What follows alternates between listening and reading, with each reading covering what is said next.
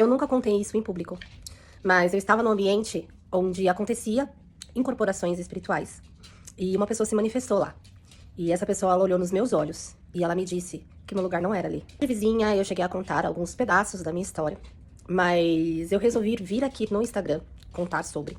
Confesso que pra mim foi uma coisa que eu tive que pensar muito, porque envolve muitas pessoas, sabe? E algumas pessoas não gostam de ser expostas, algumas pessoas vão se sentir ofendidas. E eu quero já falar desde já que a minha intenção nunca foi essa. Minha intenção não é ofender ninguém, minha intenção não é expor ninguém. A minha intenção sempre foi e sempre será contar o testemunho da minha vida e contar sobre a minha vida. O que eu lamento é que, talvez, pra quem escute a minha versão da história, te enxergue como uma pessoa ruim. Essa não é a minha intenção, tá? Então, esse é o vídeo de testemunho da minha vida. Eu sei que existem ainda muitos milagres pra acontecer, eu creio. Mas eu gostaria de já deixar registrado o que Deus tem feito na minha vida até o momento, tá? Então eu vou começar lá do começo, eu vou tentar ser o mais breve possível, resumir o mais breve possível, tá? Eu vou até tentar acelerar o vídeo. Então tudo começa lá na minha infância, tá? Eu fui uma criança muito doente, tá? Eu vivia no hospital com problemas respiratórios, já fui internada diversas vezes, né? Já tomei diversas medicações e, além disso, a minha família era uma família muito pobre. Mais tarde, eu entendi o porquê que minha família passava necessidade, isso só depois de mais velha, tá? Então, eu já presenciei minha mãe pedindo fiada no mercado e o mercado negar. Eu já presenciei a gente sem nada pra comer e minha mãe começar a fazer umas invenções malucas pra a gente ter o que comer, né? E pra mim ela tava só inventando, mas depois de mais velha eu percebi que, na verdade, ela achava maneiras de nos alimentar. Eu já vi minha mãe escondendo dinheiro para o dinheiro durar até o final do mês e fui descobrir isso mais tarde, o motivo.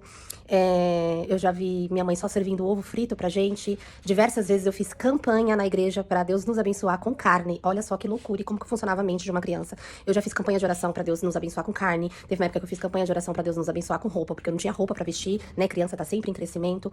Eu já fiz campanha de oração pra brinquedo, porque eu não tinha brinquedo. Eu cheguei a chorar porque eu não tinha brinquedo. E eu falava, Deus, não escuta a criança, porque eu tô pedindo um brinquedo pra ele e eu não tenho. Eu não tinha brinquedo, gente. Se eu tinha 3 brinquedos, era muito, sabe? E eu me divertia super bem com esses brinquedos, mas eu não tinha uma boneca. E pra uma menina, uma boneca pra você fazer de neném, vendo as outras crianças brincando, isso acaba sendo um pouco pesado, né? Mas enfim, é só pra vocês entenderem o resumo da minha infância. Por diversas vezes meu pai sumia e reaparecia muito mal, nunca entendi o porquê. A minha mãe, ela sempre foi uma mulher que ela fazia tudo pelos seus filhos. Então, ela deixava a casa limpa, ela deixava a comida pronta. Então, era tudo na nossa mão. Apesar de sermos pobres, a minha mãe, ela nos servia de forma que deixava a gente totalmente dependente dela. Então, a gente não sabia de nada, nada, nada. A gente não sabia fazer nada dentro de casa. E ela também acobretava muito algumas situações. Muitas situações ela passava o pano pra não ter uma carga maior nos nossos ombros. Então, dado certo momento, ela confessou que o meu pai, ele é usuário. Mas quando ela confessou isso, ela já estava muito debilitada devido à doença dela. Sim, minha mãe era doente. Eu presenciei 4 derrames dela. Eu vi 4 vezes ela tendo derrame. Eu presenciei ela passando mal. Presenciei ela sendo levada ao hospital às pressas. Mas tinha dado um momento que a doença dela estava muito avançada, ela estava muito debilitada. E eu tinha aproximadamente de 11 a 12 anos. E naquele momento, ela confessou que meu pai era usuário. Na época, eu não entendia o peso disso. Eu não entendia o que isso significava. Eu não entendia o que isso como isso prejudicava a minha família e a nossa convivência, tá? Então, pra mim foi uma afirmação, eu sabia que era errado, mas eu não entendia o motivo de tanta preocupação. Vi muitas vezes minha mãe chorar, minha mãe clamar, minha mãe era uma mulher muito de Deus, então ela já teve guerras espirituais, tanto invisíveis quanto visíveis, ela já visualizou muita coisa, ela já ouviu muita coisa, e minha mãe era uma mulher muito intercessora, muito espiritualizada, e eu vi muitas vezes ela chorar pelo meu pai, ela chorar por outras pessoas, eu via muito minha mãe chorar, e eu acho que ela só chorava na minha frente porque ela não conseguia ter um tempo sozinha, ou porque talvez ela se sentia à vontade, ou porque ela não tinha mais como se segurar. E como eu havia dito, dado o momento que a saúde dela já estava um pouco debilitada, ela acabou confessando que o nosso pai, ele era usuário. Dali a saúde dela só piorou, só deteriorou, tá? É bom lembrar aqui também que minha mãe, ela era estéril, então o nascimento da minha irmã foi um milagre, né? Ela não estava conseguindo ter filhos, o meu nascimento foi mais um milagre, na verdade a minha irmã orava por mim como presente, então só o nosso nascimento já mostra o iniciar de Deus ali, tá? Por mais que você veja de longe, muitas vezes esse foi o motivo do meu questionamento, que injustiça uma criança passar por isso, como é triste, como é injusto. Muitas vezes eu já pensei isso, vira e mexe eu tenho esse pensamento, e aí eu começo a orar a respeito disso. Mas em todo momento você vê o cuidado de Deus sobre nossas vidas. Porque se não fosse Deus, poderia ter sido muito pior. Principalmente no caminho que nós pudéssemos escolher. Nós só escolhemos o caminho que seguimos porque Deus estava conosco o tempo todo.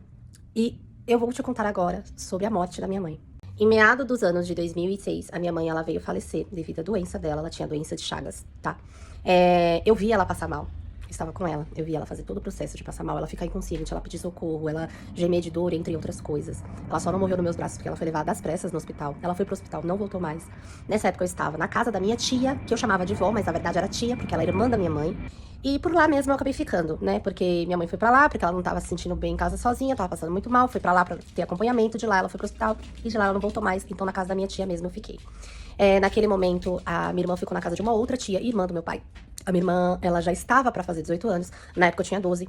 Então, como eu falei pra você, ali foi um momento de luto, aquele luto não entendível. Então, eu ficava largada nos cantos, eu só chorava, eu só questionava Deus. E eu não tinha nenhum apoio, porque a minha tia, ela estava sofrendo também. Bom lembrar isso, porque era a irmã dela. E naquela época não se entendia muito como acolher um luto, né? E cada um estava sofrendo o seu luto. Então, muitas das vezes as crianças são esquecidas. Eu não estou aqui no papel de julgar ninguém. Nós não sabemos o que passa na mente de cada um, o que passa no interno de cada um. Cada um sofre de uma maneira, cada um reage de uma maneira. Então, não venham com a frase, ao decorrer da história, principalmente, de que, mas seria obrigação de fulano ou cicrano fazer alguma coisa. Não. Ninguém é obrigado a nada. A única pessoa que é obrigada a alguma coisa são os pais, tá? O resto, parente, família, amigo, ninguém é obrigado a nada. As pessoas fazem por amor. E nem todas as pessoas estão dispostas a fazer por amor. Mais pra frente também eu vou contar alguns detalhes da história que vocês vão entender o que eu tô falando. Mas enfim, ali na casa da minha tia, ficou eu. Só que chegou um momento que a família do meu pai, os irmãos do meu pai, tentou internar o meu pai, mas ele era bem resistente em relação a isso, tá? E uma conhecida nossa falou pra minha irmã, que era um pouco mais velha, que não é legal uma família passar pelo luto separada. Meu pai estava num canto, minha irmã estava no outro e eu estava no outro. Eu quero deixar aqui claro que a decisão que a minha irmã tomou é referente ao que a nossa mãe passou pra gente. Como eu falei, a minha mãe passava muito pano. Ela colocava as coisas muito por debaixo do tapete. Então eu e minha irmã não tínhamos noção do que era conviver com o usuário. Eu e minha irmã, nós não tínhamos noção de o quão era terrível minha mãe ter que esconder dinheiro do meu pai. Então, eu e minha irmã, a gente fomos pra casa do meu pai. E ali a gente começou a sentir na pele o que é ter um usuário dentro de casa. Vocês já podem imaginar que eu parei de estudar, minha irmã também. Minha irmã saía pra trabalhar pra sustentar a casa. Após o falecimento da minha mãe, o meu pai, se ele já tava ruim, ele foi pro fundo do poço e ficou realmente 2 menores de idade largadas na casa do meu pai, tá? Minha irmã sustentando a casa e eu descobrindo como é ser uma dona de casa. Por quê? Como eu falei, a minha mãe entregava tudo na bandeja pra gente. Então eu não tinha a menor ideia de como que faz um arroz, como que faz um feijão, como que varre um chão. Eu era tipo uma Jade Picon da vida, sem dinheiro, porque eu não sabia fazer absolutamente nada de casa, nada, nada, nada, nada, nada, entendeu? E era pobre. Então, isso é um recado até para algumas mães. Vocês não sabem o dia de amanhã, vocês não são eternas. Por favor, ensinem o filho de vocês a serem independentes, a saberem se virar sozinho. Ensinem as coisas do mundo, ensinem as coisas de casa, ensinem para eles. Não deixem eles ficarem a ver navios, porque nós não sabemos o dia da manhã. Você pode partir e o seu filho ficar em casa sem saber o que fazer. Por algum milagre de Deus, eu e minha irmã, a gente conseguiu se virar. Por isso que eu falo que é o tempo todo Deus na nossa vida. Você pergunta pra mim, Samara, como é que você aprendeu a fazer arroz? Não sei. Não sei se alguém me ensinou, não lembro, se eu descobri do nada, não sei. Eu sei que foi assim. Só sei que foi assim. Só que dado o momento, a situação ali com meu pai, ela tava bem difícil. Minha irmã tinha que esconder dinheiro, minha irmã tinha que esconder mantimentos, porque ele vendia. E com a ajuda dos irmãos dele, nós conseguimos internar ele numa clínica.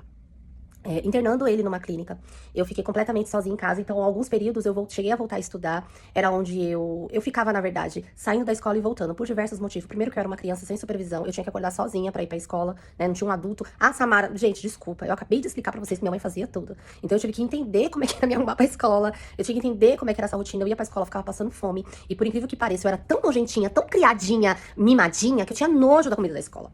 Até hoje, assim, sabe, me dá repulso. Eu sou muito chata pra alimentação. Eu sempre fui assim. Eu sempre fui.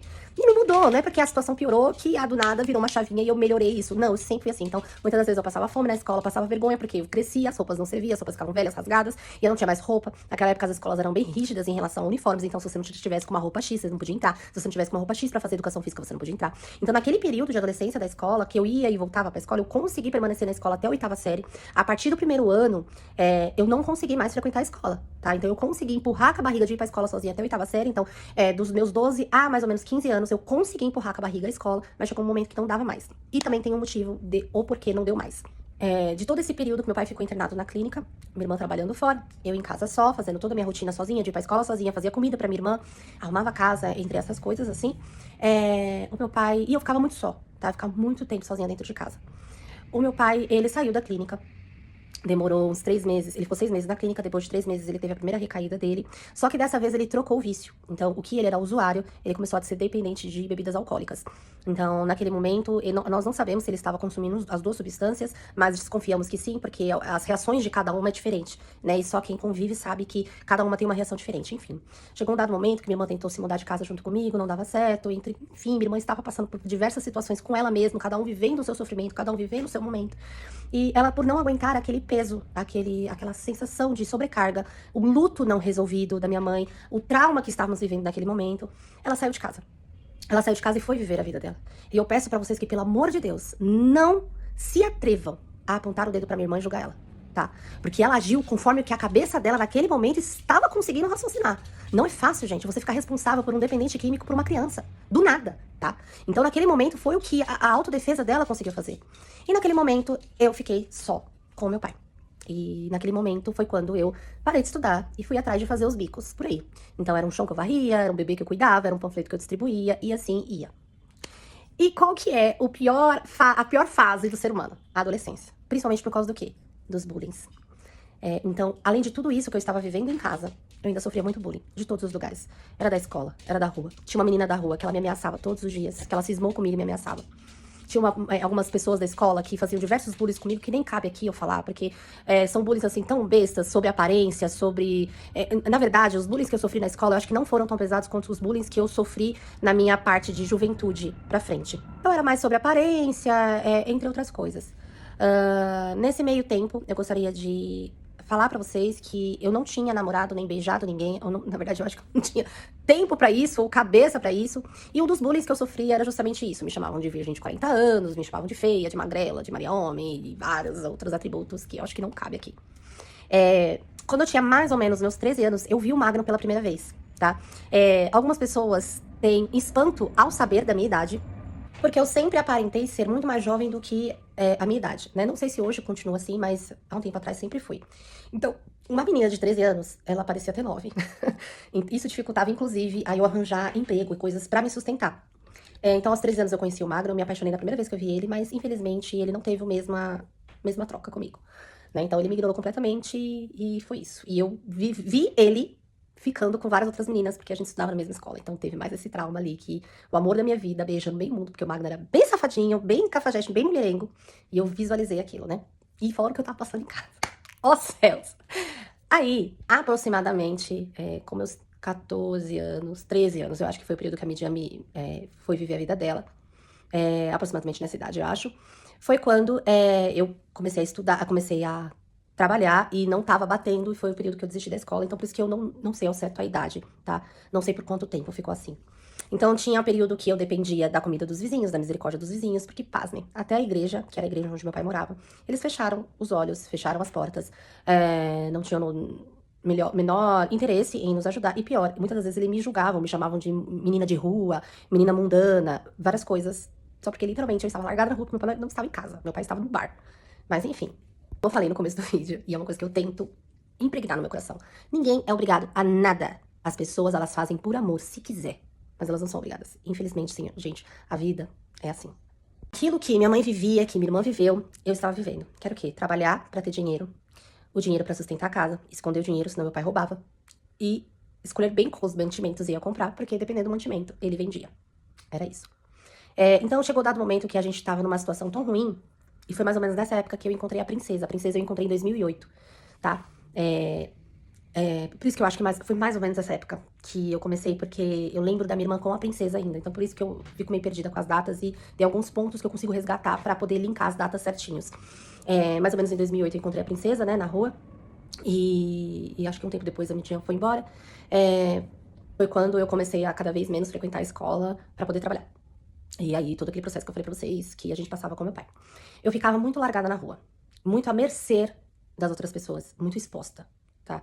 Nessa época, eu tinha consciência de Deus, eu orava a Deus, eu cantava, mas em casa, né? Mas eu não frequentava a igreja. Então eu tinha algumas questões sobre o Magno, eu orava pra Deus, eu pedia sinais pra Deus, porque naquela época a gente não tem noção, né? E aí eu falava, Deus, se o Magno for pra casar, que a folha da árvore cai. Era tipo uns negócios assim, nada a ver. E eu nem lembro que momento que Deus deu algum sinal que eu entendi que era um sinal. A gente deixa isso baixo, tá? Vocês não começam, eu era uma criança. Vocês não começam. Então, como eu ficava muito à mercê, eu fiquei exposta a muitas situações, como pedofilia. Sofri alguns assédios sem eu perceber, alguns assédios eu percebendo e meio que consentindo, porque era após esse assédio que eu recebia algo para comer.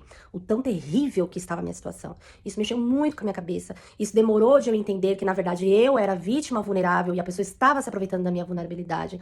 Enfim, eu não gostaria de entrar em detalhe aqui em público sobre o que de fato os assédios que eu sofri. Mas, se você me chamar no particular e perguntar, gente, as pessoas que são mais íntimas minhas sabem que eu sou uma boca aberta. Eu não tenho medo de falar sobre a minha história, eu não tenho vergonha de falar sobre a minha história, porque eu acho que isso faz ligação com outras pessoas. Muitas pessoas passaram pelo que você passou, ou está passando pelo que você passou, e saber que tem alguém passando, ou que passou por algo, isso reanima. Oi, você tá passando junto, então vamos conversar a respeito disso, vamos conversar sobre como vamos lidar com isso, enfim. Então, podem me chamar no particular, podem... Gente, eu estou totalmente aberta a falar. Eu só realmente não quero falar isso em público, porque eu acho que já é demais. Então, quem realmente quiser ter um papo, o pessoal sabe que eu sou super aberta, pode me chamar pra sua casa, a gente come o bolo e eu falo a beça, eu falo tudo que tem que falar, ou então me manda mensagem no WhatsApp e aí a gente troca uma ideia, enfim. Então eu ficava nessa de trabalhar na rua, ficar vulnerável a esses tipos de predadores, e alguns vizinhos tendo compaixão de mim e ajudando, tá? Dado momento, a gente se aproximou de uma vizinha, tá? Era uma vizinha que morava de frente com a minha casa. Nessa época, eu comecei a namorar com o Magno, que também é uma história bem engraçada. Do Neida, o Magno se interessou por mim, eu tava com meus 14 anos. E eles fizeram uma aposta entre os meninos da rua e os meninos da escola, sei lá quem tava participando dessa maledita aposta, de quem ia tirar meu bebê. Olha só. E aí, ficaram vários meninos dando em cima de mim. Eu não queria nenhum. Eu não tava nem aí pra namoro. Quem era o que me interessava? O Magno, que era a pessoa que eu estava apaixonada desde os meus 13 anos. Só que ali eu fiquei resistente, porque eu fiquei com raiva, porque eu falei, como assim? Ele me rejeitou, agora ele me quer, agora eu que vou rejeitar ele. Ficou nessa confusão, nessa pirracinha, nessa briguinha, blá, blá, blá, blá, blá. Dado o momento, eu falei pra um amigo nosso, o Victor, que ele perguntou, eu sei que você gosta do Magno, por que você não quer ele? Eu falei assim, todos os outros meninos desistiram da aposta, o único que continuou foi o Magno. E aí eu contei pra esse menino que eu falei assim, olha, eu tô com tanta raiva do Magno, que se eu fosse ficar com ele, só se fosse a força, porque eu não quero. Só que na minha interpretação que eu estava falando, era tipo assim, só se o Magno fosse o último homem, só se fosse a força, nem Mota, era esse tipo de situação. Só que aí o Magno, ele gravou naquele celular Sony Ericsson dele da época, né, isso a gente tá falando do ano de 2009. E ele levou essa gravação pro Magno, o Magno ouviu. O Magno entendeu completamente diferente, porque o marido tem TDAH, ele entendeu completamente a situação de outra forma, ele tem TDAH e ele é dislexo, tá? E ele é diagnosticado com isso, né, modinha? E aí ele veio até mim e fez exatamente, me deu uma rasteira no chão, perdeu meus braços e me deu um beijo, assim, né, um beijo roubado ali naquele momento. E ali a gente ficou, no dia seguinte a gente começou a namorar, e desde então estamos juntos. Detalhe, a gente começou a namorar, não foi porque ele me pediu namoro, não. A minha vida era tão confusa na época, que uma amiga minha foi em casa, porque eu sumi, todo dia eu tava na rua, naquele dia eu não estava na rua, ela foi e falou assim, Samara, por que você sumiu? Aí eu fui e falei pra ela, falei assim, eu vou resolver isso agora. Aí ela ligou pro Magno, falou, Magno, a partir de amanhã você está namorando com a Samara. Aí ele falou, tá bom. Aí ela olhou pra mim, a partir de amanhã você está namorando com o Magno. Aí eu falei, tá bom. Pronto, é assim que vocês vão namorar a partir de amanhã. Tá bom, e foi isso. Aí você pergunta, Samara, que tipo de namoro era o seu? Brincar na rua de bola, passar a noite virando jogando videogame, era isso. A gente mal se beijava. O que o Magno beijou a vida inteira antes de mim, a partir dali ele tinha que aprender a não beijar mais, porque eu não era esse tipo de menina. E ele já devia ter adivinhado que eu não era, né? Mas tudo bem. Então, como eu falei, nesse dado momento, eu já estava bem exposta, não estava mais trabalhando, não estava mais estudando, eu estava fazendo um bico ou outro, estava à mercê dos vizinhos. E como eu falei, a gente estava muito próxima dessa vizinha. Essa vizinha, ela era da Umbanda, ou do Candomblé. Desculpa, perdão, pela minha falta de conhecimento nesse detalhe, e eu também peço desculpa desde já se eu usar alguma palavra ofensiva. Eu vou tentar ser o menos ofensiva possível, vou tentar usar os termos mais neutros possíveis, apesar da gente ser cristã e ser criado de alguns termos, eu sei que esses termos acabam sendo desrespeitosos para a religião de vocês, então desde já eu peço desculpa, e se puder me corrigem qualquer coisa que eu falar que tá errado, tá bom? Nessa época, o que eu vivia em casa com meu pai, tá? Ou quando eu ficava em casa, ele me trancava dentro de casa, porque ele esquecia. E saía, ficava dias fora, sem saber se eu comi, se eu bebi, se eu tô viva. Então, poderia acontecer de eu estar em casa e ele chegar e eu não estar mais viva. Há dias. Porque ele simplesmente me largava lá. Com nada em casa. E ele me trancava. É porque eu sempre fui muito magrinha. Lá na casa do meu pai tem um buraquinho muito pequenininho que eu passava por aquele buraco. Então eu dava o meu jeito de ir pra rua. E muitas das vezes aconteceu o contrário. Ele me trancava fora de casa. E aí eu não conseguia entrar de volta. Pra sair era fácil, pra entrar era mais difícil. Então, eu passava a noite afora, olhando as estrelas, na rua, madrugada. Na rua, olhando a lua, olhando as estrelas, com fome. Diversas vezes eu sou asmática, como eu falei pra vocês no começo do vídeo, né? Eu fui uma criança sempre com problemas pulmonares, então eu tenho bronquite asmática. Então, por diversas vezes eu passei mal. Dormi com falta de ar, orando a Deus que me desse a vida no outro dia, porque eu não sabia se eu ia voltar a viver no outro dia, porque eu estava passando muito mal. Diversas vezes eu passando mal, meu pai falou, filha, eu vou lá buscar o remédio pra você sumir no mundo. E ele voltava só no outro dia, com o suposto remédio, não me levava pro hospital. Quem fazia esse papel realmente era minha mãe. E ele fazia com supervisão dela, vamos dizer assim, a pedido dela. O que eu tinha a falar dele? No meu período de infância, eu não tenho muitas recordações ruins, mas ele não era presente. Ele era muito ausente na nossa vida. Então eu não tenho recordações ruins dele. Ele me ensinou a andar de bicicleta, ele sempre foi muito amoroso e tal, mas ele não era presente. Então, na adolescência, eu já tive uma outra visão dele diferente. E então ele não me levava pro hospital. Eu acho que só uma vez ele me levou no hospital de todo esse tempo que eu fiquei só com ele. Mas muitas das vezes eu ficava só. Ele falava, filha, eu vou buscar um cachorro quente pra você, que eu sei que você tá com fome. Tipo, depois de 2 dias, eu largada lá, demorava horas e voltava com um cachorro quente frio, sabe?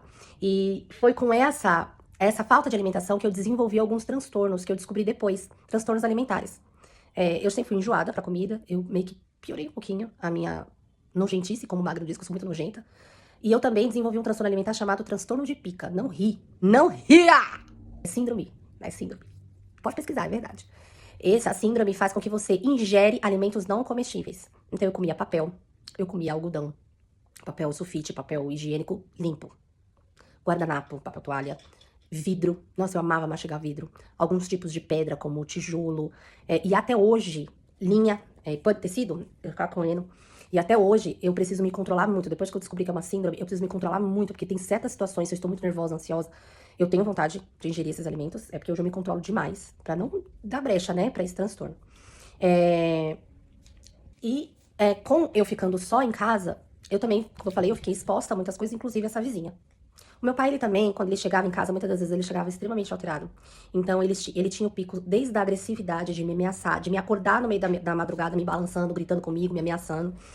Já me agrediu algumas vezes. E ele nunca foi um pai agressivo. Isso foi após mesmo. E ele já levou alguns homens pra dentro da minha casa.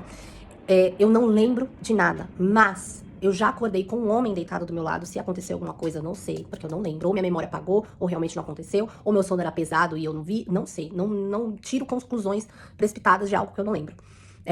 Já usou as substâncias na minha frente, eu já vi vários tipos de alterações dele, alucinações, ele alucinava, me acordava no meio da madrugada que tava vendo um macaco lá em cima da árvore, que tava vendo uma coruja, que o vizinho tava xingando ele lá da casa dele, 3 horas da manhã, o vizinho tava em cima do telhado xingando ele. Várias vezes ele me acordava com essas alucinações, me falando sobre essas alucinações. Várias vezes ele chegava em casa me ameaçando, batendo na parede, gritando comigo, como se o que tava acontecendo com ele, as alucinações era culpa minha. Ele já chegou a me acusar de colocar um chip na cabeça dele. Ele falava assim, você colocou um chip na minha cabeça pra eu ter essas alucinações, pra eu ouvir vozes e me internarem como maluca, é você que tá fazendo isso comigo e tal. Então, tipo, eu sofri diversos abusos psicológicos e físicos e outras coisas naquele período, tá? Dado o momento, eu estava na casa dessa vizinha que eu falei, eu comecei a frequentar muito lá. E ambientes que você frequenta sem supervisão, sem orientação, por mais que você tenha uma raiz cristã, chega um momento que você começa a ceder a esse ambiente. E não foi diferente. Eu era uma criança de 15 anos, 15, 16. A gente bebia muito, muito, muito, gente. A gente bebia, a gente virava a noite bebendo. Todos os dias a gente bebia.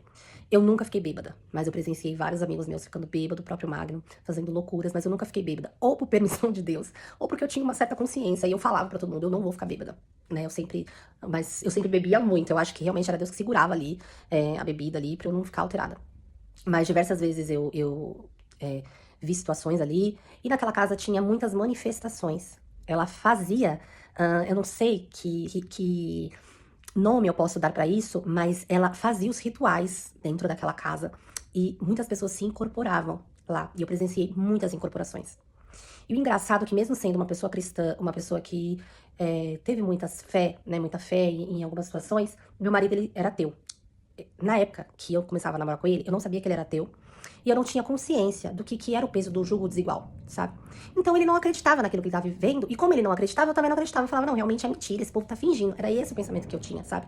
Então, quando acontecia aquelas situações lá, eu achava que era mentira, eu seguia a vida. Lá era o lugar que tava me fornecendo comida, lá era o lugar que tava me fornecendo diversão, lá era o lugar que eu estava perto dos amigos, então a gente virava a noite jogando videogame, bebendo e várias coisas assim. Nossa, a gente viu o dia amanhecer. Gente, que loucura que foi aquela adolescência, meu Deus.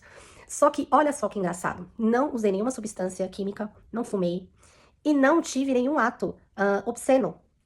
Não tive. Era só realmente a bebida e a zoação, graças a Deus. E você, conforme eu vou contando, você vai vendo o cuidado de Deus em cada detalhe, cada passo que eu dava era o cuidado de Deus sobre a minha vida. Acontece que em algumas das incorporações que teve, uma delas eu vi o olho dela completamente preto. Eu achei que era coisa da minha cabeça. Hoje, tendo um pouco mais de consciência, eu sei que não é. O olho dela tava muito sombrio, muito obscuro, tinha alguma coisa ali. E teve um dia que ela me chamou, eu tava lá na rua, geralmente ela tinha as coisas dela na casa dela, eu tava na rua, tal, eu e meus amigos brincando de bola, brincando de várias coisas. E ela me chamou, eu entrei, ela tava de olho fechado. Ela falou que ela era cigana. E ela queria falar muito comigo. Ela falou assim que eu era uma mulher, que eu ia me tornar uma mulher muito bonita, que eu tinha 15 anos, eu era ainda uma adolescente. Eu ia me tornar uma mulher muito bonita. E que eu poderia fazer o que eu quiser com os homens. Que eu poderia ter os homens na minha mão. Porque você é uma mulher que você vai chamar muito atenção, mesmo sem você quiser. E ela falou, e sabe qual a forma de você chamar mais atenção? Você vai ter que fazer que nem eu faço. Se maqueia e se perfuma bastante, que os homens vão cair aos seus pés. E é um dos bloqueios que eu tenho por maquiagem por muitos anos. Eu não usei maquiagem. Se você olhar algumas fotos minhas antigas, acho que no Facebook tem mais, as minhas fotos é tudo sem maquiagem. Eu tinha uma resistência muito grande e eu sempre me incomodei em passar maquiagem. Até hoje, eu sinto um pequeno incômodo quando eu passo maquiagem. Eu passo maquiagem, eu acho que me arrumei demais, aí eu já falo, mano, eu tô a única que tô exagerada aqui, então eu tenho um pouquinho de resistência e é uma coisa que eu tenho lutado pra conseguir ser vaidosa de me maquiar. Mas eu acredito que isso tem um pouco de bloqueio disso que ela falou, porque eu sinto de verdade que quando eu passo maquiagem, eu chamo muita atenção. Parece que tá todo mundo olhando pra mim, todo mundo me elogia muito. E sei lá, gente, pode ser coisa da minha cabeça, mas enfim. E aí ela falando isso, tudo isso segurando na minha mão e fazendo assim e tal, não sei o que, falando que os homens vai ficar na sua mão, fazendo assim e tal, não sei o que. Ela, você quer os homens na sua mão? Eu falei, eu não quero. Eu falei, eu não quero isso pra mim. Aí, só que eu acho que em algum momento sentiu que eu não tava acreditando naquilo, porque eu estava assim, olhando aquilo e falando, mano, a fulana tá de palhaçada, ela tá fingindo e tal, não sei o que. E foi quando ela falou, você não tá acreditando em mim? E eu falei, não. Aí ela falou, então eu vou abrir meus olhos. E você vai ver que meus olhos estão verdes, pra você ver que sou eu que tô aqui. E ela abriu os olhos. E os olhos estavam como? Verde. Dali, eu percebi que tinha alguma coisa acontecendo lá dentro e que não era normal. Ali o meu sininho de cristã apitou e eu falei, eu não estou no ambiente adequado. Porém, era o único ambiente que me fornecia alimentação. Foi naquele período que eu não precisava trabalhar. Eu não estava estudando, mas eu também não ia atrás do meu trabalho. E eu só aceitava. Aí teve uma outra situação, lá naquele ambiente também, que um dos meus amigos, ele teve uma manifestação, ele olhou pra mim e ele travou. Ele travou, ficou um tempão travando, ele olhava pra trás de mim. Aí ele olhava pra mim, olhava pra trás. E foi embora. Depois ele voltou. Ele falou assim, eu vi atrás de você uma asa dourada, gigante. E aquilo me apavorou. Ó, dá até vontade de chorar, gente. Ele falou que ele via atrás de mim uma asa dourada. Não atrás aqui nas minhas costas, tá? Atrás. Que ele só conseguia ver a asa. E uma luz no meio da asa. E que aquilo apavorou ele, por isso que ele saiu. Então eu acho que ele tava meio consciente, meio não. Tipo assim, ele tava meio a meio, sei lá, meio manifestado, meio não. Sabe? Porque se ele conseguiu vir falar como ele mesmo e não como uma entidade, porque ele não se identificou como uma entidade. Enfim. E a última coisa que aconteceu, que fez eu pensar definitivamente que eu tinha que sair dali, que eu falei, eu preciso sair dali, foi quando estava todos sentados ali numa posição assim, com uma estrela de Salomão no meio, uma vela em cada ponto, uma situação ali. E eu entrei, como eu sempre faço, eu entrava lá, tal, não sei o que, eu entrei. Quando eu entrei, a pessoa, a mulher que tava no meio, o que ela tava fazendo assim, ela de olho fechado, ela levantou assim pra mim e continuou de olho fechado. E falou assim, o seu lugar não é aqui. E aí foi quando abriu o olho. Ela abriu o olho, olhou pra mim, o olho sombrio, sombrio, sombrio, sombrio, sombrio. O seu lugar não é aqui. O que você está fazendo aqui? O seu lugar não é aqui. Sabe o que vai acontecer com você? A sua luz vai apagar. Porque você está no lugar errado. Você está no ambiente errado. A sua luz vai apagar. Foi desse jeito que ela falou pra mim. Naquele dia eu senti um arrepio muito grande e eu percebi que eu tinha que sair daquele ambiente. Só que eu estava muito exposta, eu estava muito vulnerável. Então eu não tinha muito pra onde correr. Aconteceu que eu acabei me afastando dela por outros motivos, não lembro qual foi, acabei me afastando. Tinha muitas situações acontecendo ao redor, as ex do Magno estavam querendo me bater, me ameaçavam na rua, então eu sofria muitas ameaças de, se você sair da rua você vai apanhar e tal. E nessa época apareceu a tia do Magno, né, aquela que veio esses dias aí. E aí ela que começou a me ajudar. Só que meu pai, alterado do jeito que ele tava, ele não gostava nem de uma, nem de outra, nem de ninguém. Todo mundo não prestava pra ele. E era uma pessoa que estava me ajudando, não importa se prestava ou não, né? E naquele mesmo período, o Magno, ele foi expulso de casa. A mãe dele é uma pessoa que não é fácil, ela é narcisista, ela deixou todos os filhos com trauma, ela batia muito nos filhos, assim, você não lava louça, surra. Você acordou no meio da noite, surra. Você, surra. Respirou errado, surra. Era assim, uma mulher assim, que deixou o Magno responsável, ele com 10 anos, 11 anos, deixou ele responsável de cuidar das duas irmãs menores de idade. Então, assim, são várias situações, e não cabe eu aqui falar, porque isso é sobre a vida do Magno, não a minha. Mas, em dado momento, a mãe dele, de várias vezes que ela expulsou de casa, essa foi mais uma vez, ela expulsou de casa, já tinha expulsado o irmão mais velho tava morando não sei aonde. Expulsou o Magno, só que o Magno, ele é mais ligeirinho, ele ia se virar, ele já tinha arranjado um lugar pra ficar, ele já tava tudo planejado, né, pra onde ele ia ficar, e a família dele lá de Santos descobriu, e levou ele pra Santos. Quando o Magno foi pra Santos, eu fiquei completamente sozinha com meu pai e com a princesa. A princesa foi a minha companheira, assim, em todos esses momentos, era ela que tava lá. Por isso que eu sofri tanto quando ela faleceu. Porque era ela quem tava lá, quando eu estava à noite sozinha, quando eu dormia passando mal, quando eu acordava sozinha, quando eu ficava Era a princesinha que tava lá. A princesinha era minha companheira. Quando o Magno foi embora, e a situação do meu pai já tava bem precária, assim, a minha tia, vó, né, que eu chamava de vó, ela descobriu naquela época, eu estava com meus 15, 16, né, acredito eu, minha festa de 15 anos eu não tive, acho que não precisava nem falar, né, passei fome, foi um dia que eu passei fome, na verdade eu tenho trauma de aniversário, porque eu tive diversas situações nos meus aniversários, que parece que o aniversário, toda vez que é meu aniversário só acontece coisa ruim, enfim, então eu odeio fazer aniversário, eu odeio meu aniversário, e naquela época tinha muita lan house, um dos meus amigos, ele trabalhava na lan house, e às vezes ele colocava uns créditos grátis lá pros amigos dele, só pra ele não ficar sozinho na loja. Então eu tinha muito acesso livre à internet naquela época. Então direto eu tava no Orkut, direto eu tava no MSN, enfim. E então direto eu tava tendo contato com essa minha tia, e chegou um dado momento que ela falou, Samara, vem pra cá. Você tá passando por tudo isso, você tá sozinha, você tá não sei o que, não sei o que, não sei o que, vem pra cá. Fui pra lá. Eu fui pra lá, fiquei um período lá, voltei a estudar, mas eu não saía do primeiro ano, eu fiz o primeiro ano de novo, repeti porque eu não estava com cabeça, o que eu era uma menina nota 10, né, antes da minha mãe falecer, até os meus 13 anos eu era uma aluna nota 10. Eu não tinha mais essa dedicação, né? Não é que eu não era mais inteligente, eu só não estava mais focada, né? E aí eu não consegui ficar muito na casa da minha tia, porque toda vez que eu ia pra casa, eu ia pra casa a cada 15 dias por causa da princesa. E eu sabia que meu pai não ia dar comida. Ele não dá comida nem pra mim, gente. Você acha que ele ia dar comida pra princesa? Então, de vira e mexe, eu voltava pra casa pra olhar a princesa, pra ver se a princesa tá comendo, pra ver se a princesa ainda tinha ração, né? Eu comprei um pote enorme de ração, eu enchia aquele pote de ração, pegava um pote de água enorme e tal, enchia. Às vezes, quando eu voltava, tava do mesmo jeito que eu deixei, no sentido assim, a ração já tava no final tal, e eu tinha essa muita preocupação com a princesa. E aí chegou um momento. E toda vez que eu voltava pra casa, o meu pai, ele tava cada vez pior, numa situação, numa aparência cada vez pior. E olha que engraçado. Eu poderia ter voltado pra casa e ter encontrado meu pai falecido em casa, né? Porque era eu que tava vendo ele todos os dias, mais ninguém. Todos os dias assim. Era eu que estava vendo ele a cada. Eu não sei se era toda semana, todo final de semana que eu ia lá, ou a cada 15 dias.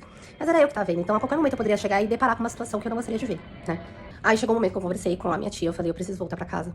O meu pai ele tá cada vez pior, ele precisa de supervisão. Eu já tava um pouco mais consciente, acho que eu já tava com 16, 17 anos.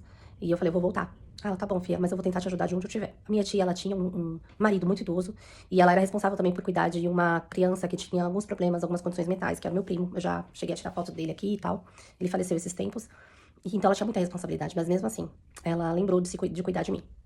E aí ela foi, vira e mexe, ela ia com o meu primo doente, né, com toda essa situação que ela tava passando, ela ia até o metrô Jabaquara me trazia leite, me trazia um monte de negócios, pra eu não ficar com fome em casa, porque ela sabia a situação que tava acontecendo lá, né? Porque eu não fiquei muito tempo na casa da minha tia, eu acho que eu fiquei 1 ano lá no máximo. Então, enfim. Então, durante todo esse período, eu voltei a ter todas aquelas questões com meu pai, em casa, ter um pouquinho de suporte da minha tia e o Magno longe, e às vezes os namorados, às vezes do namorado, às vezes namoradas e ficantes do Magno fazendo um inferno na minha vida, naquela rua, e eu passando por todo aquele processo com meu pai. E aí, como eu falei, a tia do Magno já me conhecia, então eu tive um pouco de suporte da parte dela. Mas eu era muito criança naquela época, muito adolescente. Adolescente tem os miolos fora da cabeça. Adolescente costuma ser ingrato, costuma ser rebelde, costuma ser várias situações. Não soube agir da maneira certa, com maturidade, com a tia do Magno. Acabei tendo um desentendimento com ela. E ela me ajudou por um período também, né? E o Magno, assim que ele é 1 ano mais velho que eu, o Magno, então assim que ele fez 18 anos, ele sabendo de tudo que tava acontecendo lá, de vez em quando ele tentava vir pra São Paulo pra me ajudar, pra, sei lá, às vezes ele vinha, trazia comida, enfim, ele falou, eu vou morar com você. E aí ele veio, fez 18 anos. Ele largou toda a vida dele lá em Santos. Lá em Santos ele ia ter a carta de motorista paga, que já tinham prometido pra ele. Ele ia ter cursos, provavelmente o Magno já teria uma faculdade, ele já teria carro, ele já teria várias coisas. Apartamento. Eu não duvido nada, porque lá ele tinha uma estrutura familiar. E ele meio que largou todo esse futuro, todas essas oportunidades de ter um futuro pra ficar lá comigo. E quando eu tinha 17 anos, o Magno foi morar comigo, né? Ele tinha acabado de fazer 18. Então, 18 em pouquinho, ele tava quase pra fazer 19. Ele devia ter 18 e meio. Ele foi morar comigo. E tudo que eu passava com meu pai, o Magno começou a passar junto comigo. O Magno sofreu ameaças, sofreu roubo, a gente chegou a fazer um boletim de ocorrência. Chegou um momento que a gente teve um desentendimento tão forte com meu pai, que o Magno acabou falando com a tia dele chamou os caras da boca pra ameaçar meu pai. Naquele dia meu pai quase foi de arrasta pra cima, né? E mesmo assim não adiantou. Meu pai, ele já chegou tão alterado em casa que eu tava passando mal da asma. O inalador que o Magno comprou pra mim, eu tava tomando inalador. O meu pai, ele tava tão alterado que ele, você tá passando mal? Foi acender o cigarro, começou a fumar o cigarro, sentou na minha frente, começou a soprar a fumaça do cigarro na minha cara. Então tudo isso o Magno suportou junto comigo. O Magno suportava calado, porque ele falava, mano, ele tá alterado, o Magno suportava calado, né? Mas meu pai nunca mais foi pra cima de mim, né? Nunca mais me bateu nem nada. E o Magno que tava me ajudando ali a sustentar a casa. Nós passamos muita necessidade. Muitas das vezes a nossa única alimentação do dia era um pão por dia. Porque agora só tava eu e ele, sabe? E naquela época ele não recebia muito bem. E às vezes ele ia pro banheiro pra comer o almoço dele, que era um pão, porque ele tinha vergonha. Então nós passamos por uma situação bem assim, e aos poucos foi melhorando. Então, do pão a gente conseguiu evoluir para arroz com batata, né? E a gente foi evoluindo aos poucos, e a situação do meu pai não tava legal. O Magno já chegou a sair na mão com meu pai, ele quase levou meu pai de arrasta pra cima, porque o Magno é forte. E assim, várias situações, e a gente foi indo até eu fazer 18 anos. Quando eu fiz 18 anos, eu falei, Magno, não é bacana a gente tá morando junto, acho que a gente precisa casar. Ele, não, tudo bem. Eu falei, a gente tá morando junto, a gente tá no fundo de uma igreja, que o meu pai morava no fundo da igreja, não é legal e a gente precisa casar. Ele, não, tudo bem, foi quando a gente casou no civil. A gente casou no civil sem dinheiro, assinando atestado de pobreza, sem dinheiro pra comer, pra comemorar, nem nada. Um adendo que eu esqueci de falar. Nessa época, tinha uma menina parente do Magno, que ela cismou comigo, começou a praticar diversos bullying. De todos os bullying que eu sofri, esse com certeza foi o pior de todos. Foi o pior de todos, foi o que mais mexeu no meu psicológico e foi o que mais eu tenho certeza absoluta que foi enviado pelo diabo. O que ela falava pra mim? Qual que era o tipo de bullying que ela falava pra mim? Analfabeta, sozinha, ignorada, sem família, órfã. Você tem inveja de mim porque eu tenho pai e mãe e você não tem mãe e seu pai é drogado. Como que uma pessoa que nem você vai saber o que é vida se você nem tem mãe pra te ensinar? Morta de fome, não tem dinheiro nem pra comprar essas calcinhas, pobretona. Que mais? Gente, era tanta coisa horrorosa que ela me falava. E eu sei que ela tava sendo usada pelo diabo porque cada pá que ela dava era uma... E eu ficava, Deus, cadê você? Como que uma pessoa ruim dessa, que tem coragem de falar tudo isso, o senhor não faz nada, o senhor dá uma vida boa, só que, na verdade, tem outras coisas por trás, né? A gente só vê o superficial. Enfim, foi uma menina que a gente teve muitos problemas, já sofri muito bullying, ameaça, ela criava diversos perfis falsos no Facebook, eu cheguei a bloquear muitos perfis dela no Facebook, todos os perfis ela me ameaçava de todos os tipos, todos os perfis ela, enfim, teve um período que eu comecei a ignorar, só que eu vi que ignorar não adianta, comecei a enfrentar, mas enfrentar também não adiantava, nada que eu fazia adiantava, eu só queria me ver livre dessa pessoa e ela não saía do nosso pé, era um carrapato, uma injeção de saco, enfim. E não demorou muito, a gente teve um problema sério com essa menina, a gente chegou a brigar. Só que é claro que ela chamou pessoas pra ajudar, ela não foi pra cima de mim sozinha, né? E eu burrinha, achando que eu ia enfrentar ela sozinha, ela veio com companhia. Enfim, mas toda uma situação. Tudo nesse meio tempo aí, um pouquinho antes de eu e o Magno casar. E no dia do meu casamento, todo mundo sabia que eu não tinha dinheiro pra almoçar, todo mundo sabia que a gente não ia pra lugar nenhum. O que ela fez? Ela foi, sabia que a família do Magno ia vir, fez um almoço na casa dela e me convidou. Só que ela me convidou na intenção dela ir pro meu casamento. E eu falei, ela não vai pro meu casamento. Porque uma coisa tem nada a ver com a outra. Ela tá fazendo almoço na casa dela, ok. Mas ela não vai pro meu casamento. Não faz sentido ela estar lá. Depois de tudo que aconteceu, do nada, tipo, do completo nada. Mas ela queria fazer um almoço pra família do Magno. Ok, sem problemas. O que ela falou de última hora, no dia do meu casamento? Você não vai. Não quero a Samara aqui porque ela não me quer no casamento dela. Ok. Pra mim era indiferente. A família do Magno toda foi pra casa dela. E o Magno olhou pra mim e falou assim, como é que eu vou ficar aqui com você se minha família tá lá? Eu falei, então vai. Aí ele ficou, tipo, 1 hora lá. E veio embora pra casa, e depois a gente foi pro Habib's e comeu 2 esfirras cada pra dizer que não passou em branco. Você vê que a festa é tão terrível que até o meu casamento ela quis apagar, né? Zoou meu vestido, zoou minha maquiagem. O meu vestido do meu casamento foi uma costureira que deu pra mim. Eu desenhei meu vestido, ela falou, tenta comprar os tecidos e eu faço. Aí eu fui lá no Brás, comprei o tecido, ela foi e fez. Então foi um casamento assim de vergonha, vergonha, vergonha. Eu só se tinha vergonha. E ela sabia disso. E ela usava isso pra me humilhar, sempre. De todas as outras coisas que ela fazia pra me humilhar, essa era mais uma que ela tava na manga dela pra ela me humilhar. Hoje, o pessoal fala, mas você não tem vergonha da sua história? Não. Eu tenho vergonha de quem usa isso pra humilhar as outras pessoas. Eu teria vergonha de fazer o papel que ela fez. Porque aquilo ali que ela fez, surreal. E é o que eu falei, eu não estou aqui para ofender as pessoas, para criticar as pessoas. Gente, eu tô aqui pra contar a minha história. Porque muitas pessoas, quando começam a contar a minha história, perguntam, mas você não tinha família? Tinha. Tinha tios, tinha primos, tinha, né? São pessoas que a vida inteira eu questionei do porquê que não me ajudou, mas ninguém é obrigado a nada. Eles me ajudam se eles quiserem. Se eles me amassem, cada um tava vivendo os seus problemas, as suas situações. E pra ele o que eu tava vivendo, muitos deles nem sabia o que eu tava vivendo. Ficaram sabendo depois de eu muito mais velha. Ficaram sabendo de tudo que eu passei lá. Então ninguém é obrigado a nada, gente. Ah, você tinha família, tinha tio, tinha tudo isso. Fizeram alguma coisa? Não. Ninguém fez nada. Nessa época eu odiava minha irmã, não falava com ela, porque na minha cabeça tudo que tava acontecendo era culpa dela. Minha irmã também não gostava de mim, porque o diabo ele é terrível. Quando ele quer destruir a família, ele destrói mesmo. Então, meu pai chegou em casa muito debilitado, muito ruim. Eu tirei uma foto dele, mandei pra minha irmã, acho que pelo Facebook. Eu falei, a próxima vez que eu mandar mensagem pra você vai ser avisando que meu pai tá morto. E a partir daquele momento, ela tinha muito mais contatos do que eu, até mesmo porque ela frequentava a igreja naquela época, eu não. Diversas vezes eu tentei frequentar a igreja, então vira e mexe eu voltava, frequentava uma igreja aqui, parava. Frequentava uma igreja ali, parava. Nunca consegui ser firme na igreja, até mesmo porque tinha muitos questionamentos e muitas questões na minha cabeça, eu nunca consegui estar firme na fé, porque eu achava muito injusto tudo aquilo que eu estava vivendo. E aí ela foi conseguir uma clínica. A gente se juntou, pagamos uma clínica.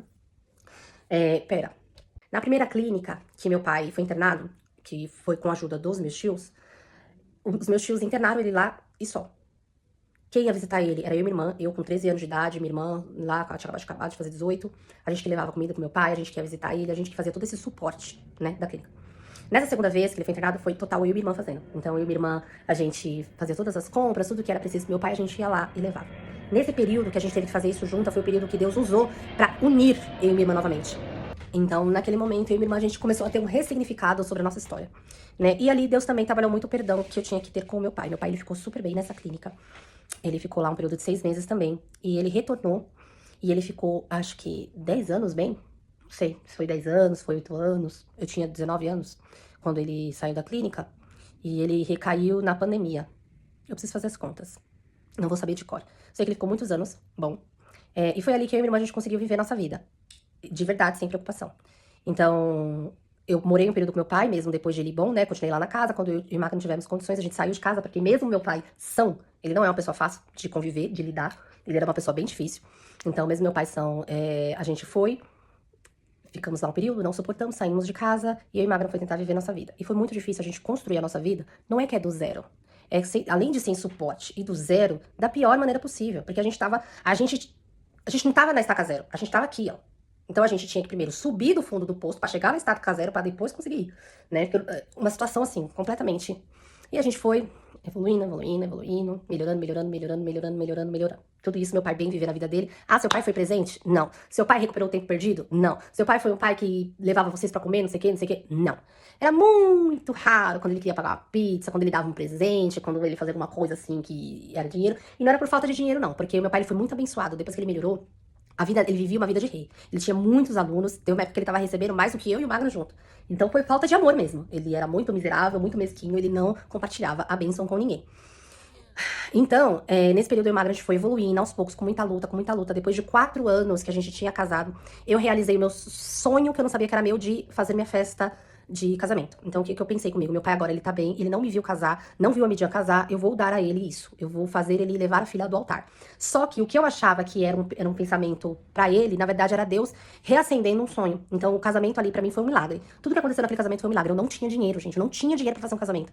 E tudo que eu consegui pagar ali pra mim foi um milagre. Foi um casamento lindíssimo. Eu não me arrependo de nada daquele casamento. Até fotógrafo eu tive make-off, eu tive maquiadora, coisa que eu nunca imaginei que ia ter, sabe? Minhas cachorras estavam lá, tava do jeito que eu imaginei, do jeito que eu planejei, tava perfeito o casamento. Lindo demais.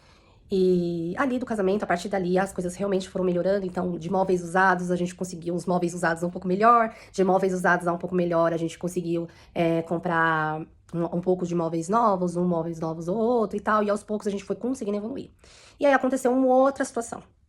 Naquela época, a mãe do Magno, vira e mexe, me mandava mensagem falando assim: ai, deixa as meninas passar umas férias aí nas suas casas. Essas férias era tipo um final de semana na minha casa, alguns dias na minha casa, um feriado na minha casa, porque ela não estava suportando mais as meninas, né? Que eram minhas 2 cunhadas.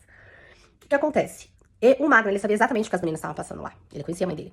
E ele ficava muito preocupado. E ele expandia essa preocupação pra mim. E eu comecei a ficar preocupado também. E eu comecei a conversar com o Magno. E a gente começou a avaliar a possibilidade de pegar a guarda das meninas. Só que a gente só tava avaliando. Porque tinha muitas questões. Tinha questão financeira, tinha questão psicológica. A gente precisava se preparar, entre outras coisas. Só que aí eu comecei a perguntar pra elas. Comecei a conversar, comecei a entender o que tava acontecendo e tal. E comecei a perguntar pra elas. E vira e mexe. Ai, tô mandando fulana pra ir. Tipo, largava lá em casa como se ela quisesse ter paz. E aí, dado momento, a gente já tava numa casa um pouco melhor, uma casa um pouco maior, já estávamos planejando ter filhos, a gente já estava no começo da nossa planejação, então em 2016 a gente já começou a planejar ter filhos, então a gente já estava começando a caminhar para isso, a gente foi pra uma casa um pouco maior, que tinha um cômodo maior, que tinha um cômodo a mais e tal. E aí, no meio da noite, do nada, do absolutamente nada, as meninas aparecem na nossa casa de mala e cuia, porque a mãe expulsou, e o irmão do Magno que trouxe elas. Acontece que o irmão do Magno ficou contra a gente, ficou do lado da mãe dele. Falou que as meninas estavam erradas. Uma tinha 13 anos, a outra tinha 17. E elas estavam erradas. Por quê? Qual o motivo dela ter sido expulsa? Não colocaram o lixo pra fora. E ali naquele momento foi uma outra batalha que eu tive que enfrentar. Eu tava um pouco melhor na igreja, nessa época eu tava um pouco mais firme. E eu comecei a me apegar muito a Deus, porque eu sabia a responsabilidade que eu tava lidando com duas adolescentes dentro de casa, duas adolescentes que se odiavam, duas adolescentes que, nossa, horríveis como pessoas, se xingavam, eram péssimas na escola. Assim, gente, podre, podre, podre, podre, podre. E com a ajuda de Deus, primeiramente, né? E minha e do Magra, a união minha e do Magra, a gente foi conseguindo educar elas aos poucos, foi muito difícil, era uma realidade completamente diferente da que eu estava acostumada, né? Elas viviam uma vida, assim, completamente da vida que eu estava acostumada, foi um choque de realidade terrível. Mas aos poucos eu fui conseguindo, né? Cheguei a levar elas pra igreja, elas se batizaram. Eu fazia muitas campanhas de oração, muito jejum. Nossa, eu me apeguei muito a Deus nessa época, né? Porque eu tava muito preocupada com a alma delas, com o coração delas, com o psicológico delas. Eu tava muito preocupada e eu sabia que só Deus poderia ajudar e eu não poderia ajudar.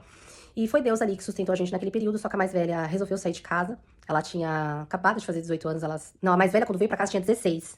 A mais nova 13 e a mais velha 16. Quando a mais velha tava com 17 e pouquinho, prestes a fazer 18 anos, faltava acho que um mês pra ela fazer 18 anos, ela resolveu sair de casa, foi pra casa do namorado.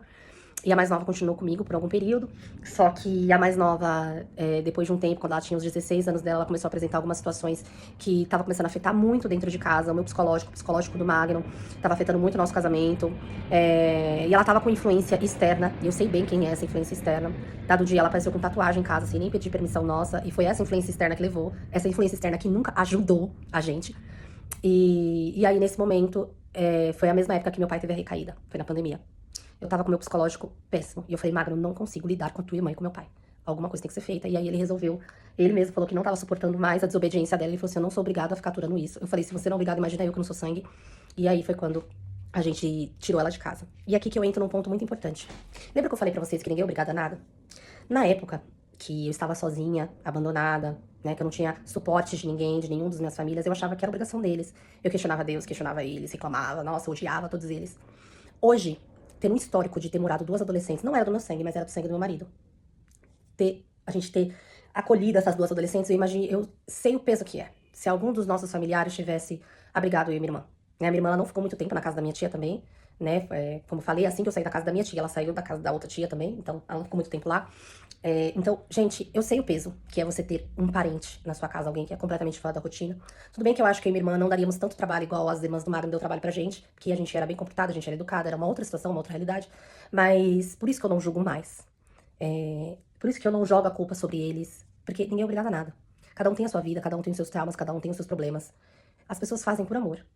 E por amor, isso quase levou à falência do meu casamento, à minha falência financeira, entendeu? Pra quando elas saíssem de casa, ela saiu de casa falando mal. Como eu falei, adolescente é o quê? Adolescente é ingrato. Não foi isso que eu falei quando que eu fui com a tia do Magno? Adolescente é ingrato, adolescente reclama, adolescente é revoltado, adolescente acha que tá sempre na razão. É isso que é adolescente. Só que pro adolescente, isso na época, não faz nada. Mas pro adulto que tá sofrendo aquilo sofre demais, porque o adolescente daqui 10 dias já esqueceu o que fez com você, sabe? E quando elas saíram de casa falando muito mal de mim, muito mal, expondo toda a minha intimidade com meu marido, toda a intimidade do nosso lar. E engraçado que quando elas chegaram, elas falaram que na nossa casa tinha muito amor, tinha paz, elas tinham paralisia do sono, não tinham mais. Elas se sentiam amadas porque eu e o Magno abraçava, e o Magno incluía elas em tudo. E o Magno, chegou um momento que ela falou, nossa, vocês são carinhosos, né? Vocês abraçam, vocês estão presentes. Então a gente incluía ela em todas as atividades, a gente sempre preocupava com as opiniões dela. E isso caiu por terra, porque elas esqueceram de tudo isso. Porque adolescente, ele é assim. Só que isso me machucou demais. E eu sei o peso que é carregar isso, por isso que eu não julgo as pessoas que não me acolheram. Porque hoje eu tenho consciência do que é o peso de você ter alguém de fora dentro da sua casa. Você pode correr o risco dessa pessoa ser ingrata, te machucar, enfim, várias situações. Quando elas saíram de casa, meu pai tinha acabado de beber, voltar a beber, aconteceu um bug no meu cérebro. O bug no meu cérebro foi tão forte que eu comecei a ter coisas que eu nunca tive em todos os anos da minha vida. No máximo que eu tive ali, nesse período dessa confusão, foi uma gastrite nervosa, só, tá? Nesse período com a situação lá com meu pai, enfim. Eu comecei a ter crise de pânico, crise de ansiedade. E eu não sabia que eu tava tendo, até alguém falar pra mim que eu estava tendo isso. Então eu tinha muita crise de pânico, muita crise de ansiedade. Nossa, gente, eu passei por uma situação assim surreal. E foi ali que eu decidi ir atrás de um psicólogo. Fiz um ano e meio de terapia. Resolveu muitas situações na minha cabeça, me ajudou muito. Nesse período, meu pai teve que ser internado novamente. Eu não estava com o psicológico para ajudar minha irmã teve que fazer todo esse processo sozinha. Lembrando que eu e minha irmã, a partir da primeira internação do meu pai, a segunda internação, né, que foi responsabilidade minha e dela, a gente já tava super unida, todo o ódio tinha caído por terra, a gente super se amava. Minha irmã, ela foi responsável sozinha por me levar meu pai na clínica nessa segunda vez, ela sabia da minha questão psicológica, ela respeitou, e ela aguentou a bronca sozinha. Uma vez que eu tentei visitar meu pai na clínica, uma vez, eu tive uma crise de pânico lá na clínica. Eu tive uma crise de pânico total, sem condição nenhuma psicológica de ir. O trabalho sempre difícil, sempre muito difícil, a situação sempre muito difícil. Se a gente já tava difícil financeiramente, com 2 adolescentes morando na nossa casa há quase 3 anos, piorou a nossa situação financeira, então demorou muito pra gente se recuperar financeiramente, pra gente conseguir se levantar financeiramente, porque a gente não tinha ajuda de nenhum dos pais pra sustentar essas meninas. No máximo, o pai delas dava uma pensão baixíssima, né? Então, é bem complicado, assim, essa situação. E nesse período que meu pai ficou internado, ele ficou 3 meses internado, quis sair, não quis ficar. A gente tentando se recuperar financeiramente, psicologicamente, minha irmã detonada psicologicamente também, minha irmã tentando ter filha não sei quantos anos, eu tentando ter filho não sei quantos anos, a gente tava vivendo toda uma situação, e a gente falou pro nosso pai que aquela era a última tentativa, que a gente ia ajudar ele. Se eu não me engano, naquele período eu acho que a minha irmã já estava grávida, que ela internou ele e que eu não ajudei. E ela falou pra ele que ela ia se dedicar completamente à filha dela, e que ele ia ter que ou acordar pra vida ou se virar, porque ela não ia fazer mais nada a respeito. E ele garantiu que ele não ia ter mais recaída. Enfim, que ela falou, a Samara já tá psicologicamente abalada, ela não tem mais condição de te ajudar, e eu tenho outras preocupações, enfim. É que agora vai chegando um pedaço mais pesadinho. Se vocês acharam que tudo isso foi pesado e tudo isso foi um milagre de Deus na minha vida, foi Deus cuidando, porque agora chegou, acho que é uma das partes mais pesadas desse testemunho enorme que eu tô contando aqui pra vocês. Então, o meu pai, ele saiu da clínica, ele teve outra recaída. Ele demorou um pouquinho pra ter uma recaída, acho que ele demorou cerca de 2 meses, aí ele teve outra recaída. Minha irmã sem condição de ajudar, eu sem condição de ajudar, a gente não conseguia mais ajudar. E aí as pessoas começaram a acusar eu e minha irmã de abandonar nosso pai. Olha que coisa incrível. Vocês acabaram de ouvir toda a história que eu contei? Pois é, a gente abandonou nosso pai nessa altura do campeonato. Então, fomos acusadas de abandonar o meu pai.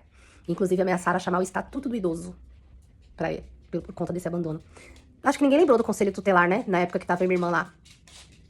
Ninguém acho que sabia desse órgão agora, do estatuto do idoso, todo mundo lembrou. E eu e minha irmã, a gente tava sem condição, foi uma situação bem difícil, porque a minha irmã iniciou a terapia dela, eu já tinha terminado a minha, porque eu tava sem dinheiro. Minha irmã começou a iniciar a terapia dela, a gente tava numa situação, assim, bem difícil. A minha irmã já tinha tido a minha sobrinha, então a gente tava vivendo ali uma situação bem complicada. Enfim, a gente recebeu todas essas acusações, aí os irmãos do meu pai resolveram se manifestar. Meu pai se recusava a internar em clínica, ele não queria. Ele ficou morando um período lá na casa do meu irmão dele, ele ficou 7 meses bem, saiu de lá, não demorou um mês, ele recaiu de novo. E aí, dessa vez, não tinha mais ninguém pra ajudar ele, e literalmente ele estava completamente abandonado. No momento agora, eu tô numa situação financeira um pouco melhor, no emprego um pouco melhor, apesar de ter terminado a escola com prova ou enseja. Não tenho nenhuma faculdade, nenhum curso. Hoje meu psicológico talvez me sabote, mas eu acho que não vale mais a pena, não tenho interesse em fazer faculdade, não tenho interesse em fazer curso. Na minha cabeça já tá tarde demais e sei lá, eu não tenho interesse. Mas eu tô no emprego ok, eu tô no emprego bom, né? Tô ganhando um salário ok também, não é um salário dos sonhos de qualquer um, mas é um salário que me sustenta, que sustenta minha família. Então a gente tá numa situação financeira melhor. E a gente tava começando a reerguer nossa vida tá começando a andar. A nossa vida finalmente tava começando a fazer sentido, sabe? Então a gente largou de mão mesmo. A gente falou, a gente não vai mais se preocupar com ele. A gente não vai. Então de vez em quando a gente mandava uma mensagem pra ver se ele tava bem. De vez em quando a gente passava ali pelos bares da região pra ver se ele tá e tal. Dado o momento ele sumiu. Ele sumiu, não respondia a mensagem, mas de vez em quando ele fazia isso. Ele não respondia a mensagem e a gente ia lá e andava pela região, a gente via que ele tava no bar. Então, tipo, ele não respondia a mensagem, ficava 3 dias sem responder a mensagem, quando a gente ia ver, ele tava no bar. Então, ele demorou uns dias pra responder a mensagem, a gente tem a nossa vida, a gente tem os nossos trabalhos. Então, no momento, a gente não foi ir até a casa dele, porque cada um tem a sua vida, né? Às vezes as pessoas demoram pra te responder, e ele tinha esse perfil de demorar em responder. Aí, teve um sábado que a minha irmã passou muito mal, muito mal. Eu fiquei o dia inteiro lá com a minha sobrinha. E quando a minha irmã voltou do hospital, mandaram mensagem pra ela, dizendo que o pessoal lá da região, dizendo que fazia porque não via meu pai. E o que a gente temia aconteceu. Ele estava em casa, falecido já há alguns dias, naquele estado que vocês já imaginam. E não, gente, não foi por falta de cuidado, não foi por falta de nada. Acontece que pessoas que moram sozinhas correm esse risco. Se eu morasse sozinha, por exemplo, eu fiquei de férias durante 15 dias. Quem ia notar meu sumiço? As pessoas têm a vida delas. Tá, vamos tirar essa coisa das férias. Teve um feriado agora no começo de abril, não teve? Feriado que começou dia 3 e finalizou, né, porque foi um feriado emendado. Imagina se eu morasse sozinha e eu falecesse em casa no dia 3. Sabe quando que ia notar a minha falta? No dia 6 no trabalho. Samara não apareceu, não apareceu, não apareceu. Talvez no dia 7 iam me procurar aqui. Então, pessoas que moram sozinhas correm esse risco. Além do mais, o meu pai, que já tinha histórico de não responder mensagem, que tinha histórico de sumir, que tinha histórico de... Enfim, várias situações. E aí a gente teve todo esse processo, né, de chamar ML e várias outras coisas. Demorou um pouco pra gente conseguir enterrar o corpo dele e mais um trauma pra contar. E naquela época eu fiquei com muita raiva, eu falei, até nisso, até na sua morte você quer me trazer um trauma. Na época os meus tios quiseram acobertar, eu não vejo motivo pra acobertar, eu não tenho vergonha, eu não tenho remorso. Tudo que eu podia fazer pro meu pai, eu fiz. Tudo que minha irmã podia fazer pro meu pai, ela fez. Então eu não tenho vergonha, eu não tenho remorso, não tenho medo de falar. Se outras pessoas ficam ofendidas, eu não tô nem aí, o pai era meu. Só eu sei o que eu sofri com ele, sabe? E a partir do momento que tudo isso aconteceu, que eu fiquei vivendo por esse luto, que eu passei por essa situação, eu tinha...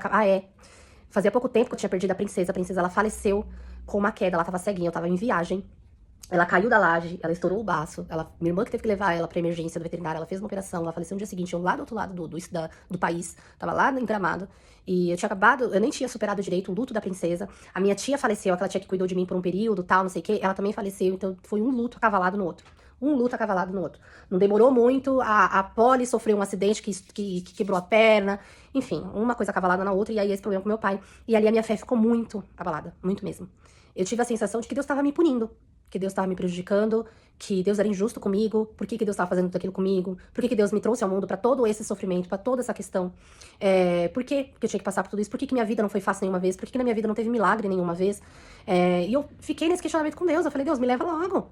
Você me trouxe aqui na Terra pra sofrer? Você me trouxe aqui na Terra pra só sofrer? Que injustiça é essa? Um monte de gente tem uma vida ótima, tem uma vida excelente. O Senhor tem uma promessa na minha vida, até agora eu não vejo nem sinal dessa promessa acontecer, sabe? E eu questionei muito a Deus. E chegou um momento que eu tava tão, assim, forte meu questionamento, que eu pedi pra falar com os meus líderes pastorais. E eu expus todo esse meu questionamento. E foi quando meu bispo, ele falou: Samara, quem olha a sua vida vê o cuidado de Deus desde o começo. Deus sempre esteve com você.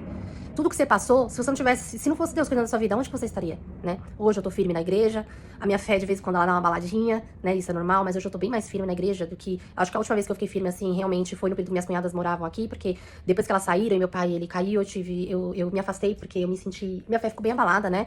Eu orei e jejuei muito pelas minhas cunhadas e elas simplesmente saíram da minha casa e as duas pararam de frequentar a igreja e eu tinha certeza que eu tinha ganhado elas pra Jesus. Então, e na sequência meu pai voltou a beber e pra mim tudo aquilo foi em vão. Orar pelo meu pai foi em vão, orar pelas minhas cunhadas foi em vão. Então, naquele momento a minha fé ficou bem abalada, né? Então eu demorei um pouco pra voltar a frequentar a igreja. E quando eu voltei a frequentar, eu fiquei firme, fiz o teatro, não sei o que, não sei o que. Meu pai teve esse falecimento aí um pouco traumático. Mas eu continuo firme. E quando ele falou isso do cuidado de Deus, eu comecei a revisitar todos esses pedaços. E eu falei, a minha vida é um testemunho. Não era pra mim estar viva, não era pra mim estar aqui, não era pra mim ter trabalho, era pra mim ser qualquer outra coisa, era pra mim ter dado errado. E essa afirmação que esse meu bispo falou, ela concretizou no dia que eu cantei no teatro desse ano, que eu não fiz uma apresentação no dia do teatro, mas no dia dos ensaios, eu cantei, né, 2 louvores, e eram louvores que eu gosto muito, que eu expressei todo o meu sentimento naqueles louvores, e quando eu terminei de louvar, um dos líderes do teatro, ele falou, gente, vocês olham as pessoas aqui e vocês julgam sem nem ao menos saber, mas a Samara e a Midian eram pessoas que eram pra ter dado errado. Tudo na vida dela proporcionou pra que elas dessem errado. E elas estão aqui, elas deram certo. E isso que ele falou, mais uma vez, afirmou o que o meu bispo falou. O cuidado de Deus. Então, não é que Deus foi injusto comigo, é porque no mundo jaz o maligno, no mundo tereis aflições, porque o mundo tá quebrado. A culpa é do mundo, a culpa não é de Deus. Mas mesmo eu estando numa situação completamente desfavorável, numa situação completamente que poderia acabar com a minha existência, poderia acabar com o meu psicológico, poderia, enfim, várias situações, eu estou aqui. Eu estou aqui, eu sobrevivi, eu passei por tudo isso, eu tô aqui firme e forte, nunca tentei contra a minha própria vida, já pensei várias vezes, mas nunca fiz isso, nunca fui por um caminho tenebroso, o máximo ali da minha época da adolescência, que eu bebi um pouco, mas eu também nunca fui muito além disso. Então você percebe que desde sempre Deus esteve comigo. E de fato, era pra mim ser a pior pessoa da face da terra, era pra ser uma pessoa amarga, era pra ser uma pessoa ruim, era pra ser uma pessoa chata, era pra ser uma pessoa louca. Confesso que eu sou um pouco brava, sou um pouco revoltada, mas a minha revolta melhorou bastante do que eu era, né? Depois que eu fiz terapia, muita coisa foi resolvida na minha cabeça. Mas era pra eu ser a pior pessoa da face da terra em todos os sentidos, em situação de caráter, em situação de pessoa como ser mesmo. E não, eu dei certo. E a minha vida em si, eu estar aqui, eu dando certo, eu sendo a pessoa que eu sou, já é um testemunho. Já é pela glória de Deus, porque o que eu sou hoje é pela glória de Deus. Nada do que eu passei eu conseguiria passar, eu conseguiria sobreviver, eu conseguiria reagir se não fosse Deus. Hoje, eu nunca tomei nenhum remédio pra cabeça. Nunca tomei antidepressivo, nunca tomei qualquer tipo de remédio psiquiátrico. Eu nunca precisei tomar remédio. Como que uma pessoa passa por tudo isso e consegue ainda assim florescer? Eu floresci em meio ao caos. Eu sobrevivi em meio ao caos. Eu sou aquela flor que desabrocha na diversidade, cunhei a frase da Mulan. Eu sou uma flor que desabrocha na diversidade. Então, mesmo depois de tudo isso, você tem consequências psicológicas? Claro, todos nós temos alguns traumas, todos nós temos alguns gatilhos, algumas situações. Mas vocês percebem o quão Deus foi cuidadoso comigo, que até o meu psicológico, ele tá, vamos dizer assim, ele tá guardado. Porque, claro que vai ter, mas era pra mim estar bem pior psicologicamente, financeiramente, de caráter, como pessoa, tudo. E eu tô aqui. eu tô aqui, tô bem, sou uma pessoa ok, muitas pessoas que me conhecem gostam de mim, eu que sou mais retraída e eu peço perdão por isso, eu sou mais tímida, eu tenho muitos traumas ainda que precisa tratar, então eu sou mais fechada, tenho medo de fazer amizade, né, porque eu sofri muito com amizades, e, enfim, então eu peço perdão a todos eles a todas as pessoas que tentam se aproximar e não conseguem, eu peço que vocês insistam um pouco mais e tenham um pouco mais de paciência comigo, porque eu realmente sou muito tímida, sou muito retraída, mas quando vocês me conhecem de verdade, vocês vão se arrepender de vocês terem insistido, porque quando vocês viram meus amigos, vocês veem que falam assim, que pessoa maluca é essa, peraí que eu não quero mais ser amiga dela, porque ela é muito doida. Então, eu sou uma pessoa que eu sei que eu tenho inúmeros defeitos, inúmeras coisas pra consertar ainda, pra consertar em terapia, pra consertar espiritualmente. Eu peço todos os dias a ajuda de Deus pra eu continuar firme, pra eu cada vez evoluir mais espiritualmente. Mas eu finalizo esse vídeo, depois de toda essa longa história, só falando isso. Olhe para mim. Depois de você ter ouvido toda essa história que eu contei, olhe para mim e veja a glória de Deus manifestando na minha vida, usando minha vida como testemunho.